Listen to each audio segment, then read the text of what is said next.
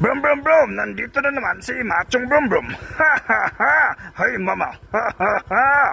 Mga kabrum brum, may nakita na naman tayong natutulog sa tabi ng kalsada mga kabrum brum. Bigyan na naman natin ito ng pagkain. Let's go! Punta tayo sa Jollibee mga kabrum brum para bumili ng pagkain para ibigay doon sa natutulog sa tabi ng kalsada. Let's go mga kabrum brum! Let's go!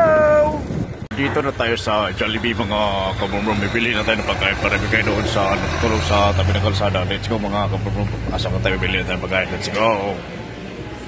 Ito na mga kabrum-brum. Nakabili na tayo ng pagkain sa Jollibee at may 500 pesos na pera. Ibigay na natin ito kay tatay na natutulog sa tabi ng kalsada. Let's go! Let's go mga kabrum-brum. Yatin na natin itong pagkain doon sa natutulog sa tabi ng kalsada.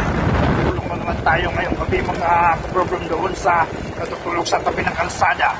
Let's go mga kabrum-brum. Yatin na natin to. Let's go! Nandun sa tatay mga kabrum-brum. Ibigay na natin itong pagkain at saka pera. Let's go! Kasi mga kabrum-brum.